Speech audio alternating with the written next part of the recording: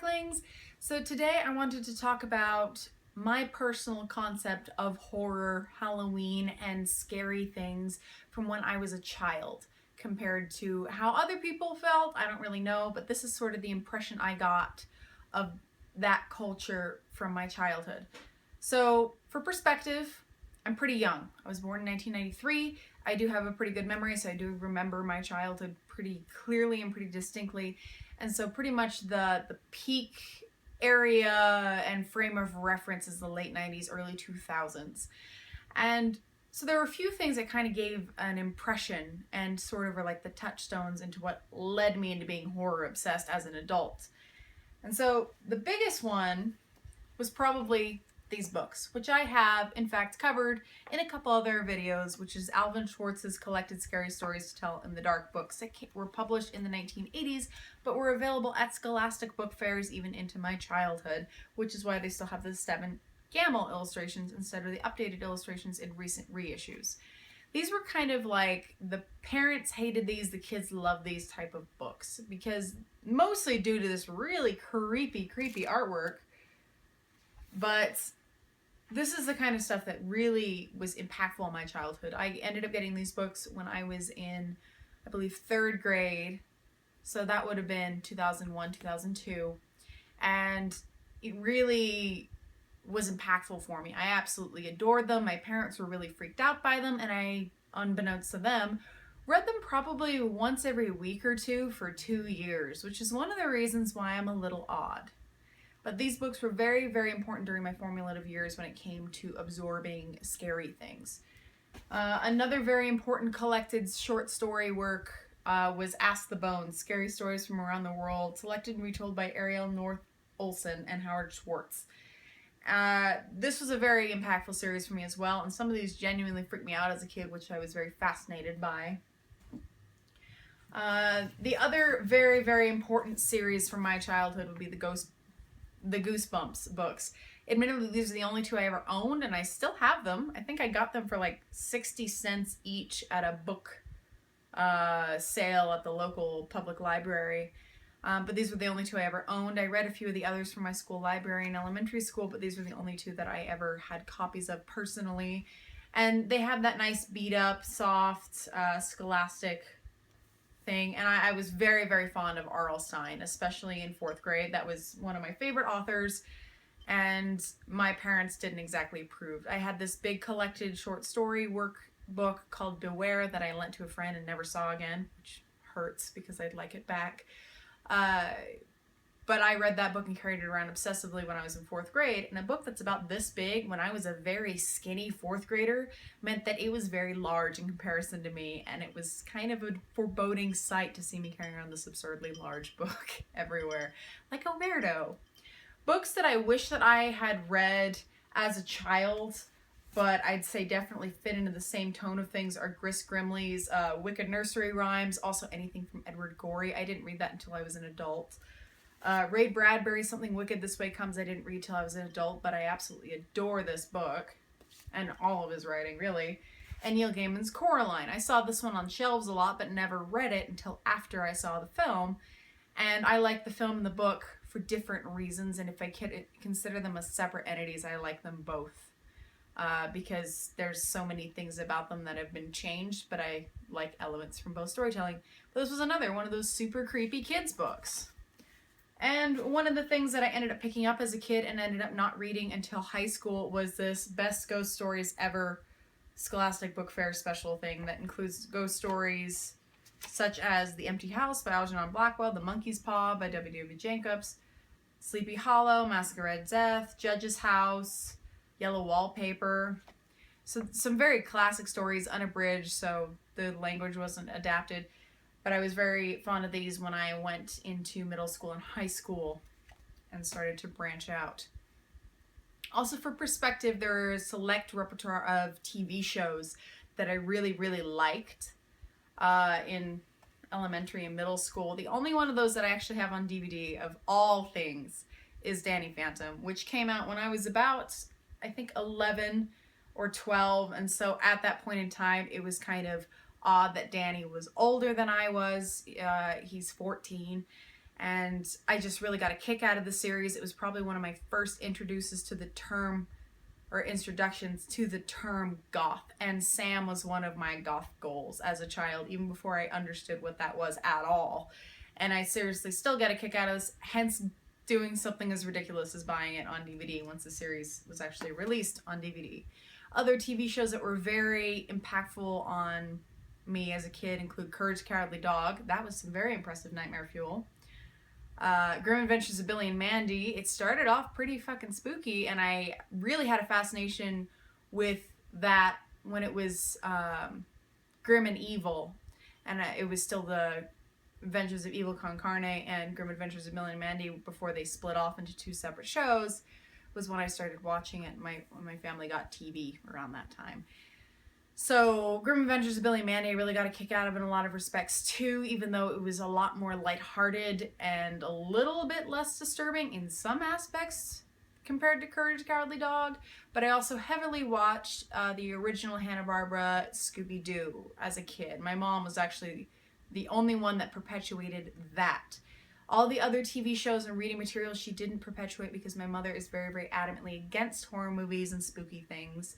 And my dad is rather indifferent, and so my parents and their complete separation from all the things that I ended up growing to like is one of the reasons why I ended up getting very behind.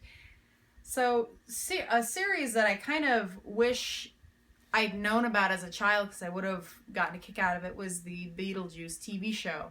In fact, I ended up not seeing this film until I was 15, I believe, because my parents hadn't even heard of it. Of all things. So the TV show is definitely quite funny. I still haven't watched all of it. As I said, I was very much into the Scooby-Doo TV show, and these two movies came out over the course of my childhood, I believe 1998 for both of them. So these came out when I was about 5, and I watched them when they were first released and was absolutely obsessed with them because they were genuinely scary to a 5-year-old. And these are examples of when they had the movies and the monsters were real instead of just guys in suits, which was part of their charm. Definitely mind-altering. Then there's a big pile of stuff over here. Some of these are things that I saw as an early teenager. Some of these are things I wish I'd seen as a kid or wish had been around when I was a kid, but are all kind of things that were my concept of horror as a child. So the first is the Addams Family films, which I saw when I was about 11 or 12, which was the only thing in this entire pile that my mother introduced me to.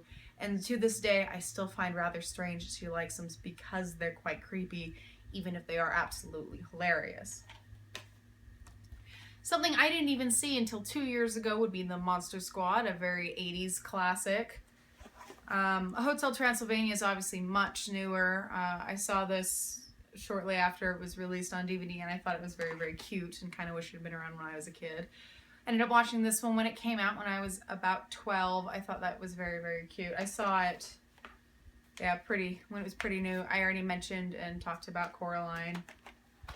This was one that I knew everyone around me had seen. I ended up not seeing it until I was a late teenager, about 18, and I don't have the same attachment to this one as a lot of people my age, primarily because, like I said, I didn't see it as a kid. I knew a lot of people who did and kind of gave them a little bit of childhood trauma, what with the really creepy witch makeup and the puppet mice.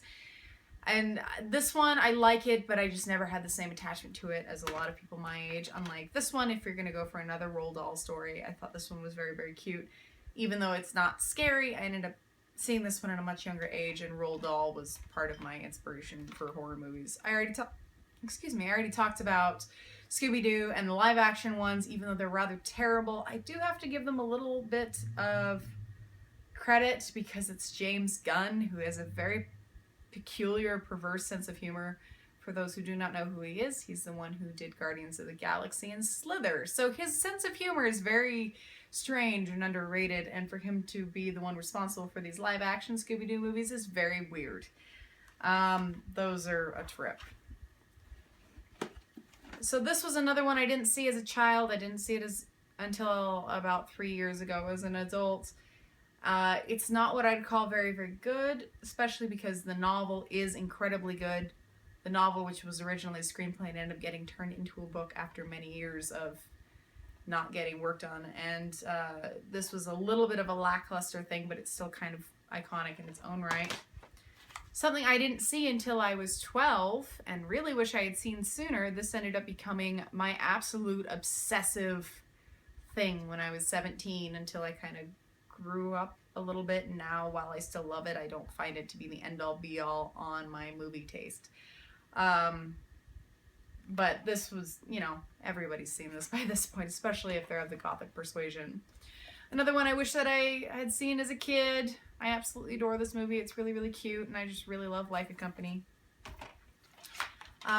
This is more the Tim Burton kind of thing that I like seeing. I'd seen the original short that's in that Nightmare Before Christmas DVD box before I ended up watching this film. I thought it was really cute. And of all things, this was amongst some of the few films that I ended up watching with a friend of mine when we were in 4th grade, and I'd go over to his house and we'd watch these like 80s PG-13 movies that would kind of scare the shit out of us when we were like 7 or 8, and this was one of them. The second one scared me even more, and I don't remember it very clearly, so... But another thing that was during that time was Gremlins, which I forgot to bring over, and Jurassic Park were childhood nightmare fuel that I couldn't watch for a long time. Another movie that came out when I was a kid and I thought was fascinating was this peculiar little forgotten gem, The Little Vampire. It's not what I call a great film, but it's very cute, so I ended up hunting down a copy by accident as an adult from Walmart. And then, of course, the only Disney Channel original Halloween film that I would wait for every single year until I finally purchased a DVD copy of my own when I was 17 is Hocus Pocus.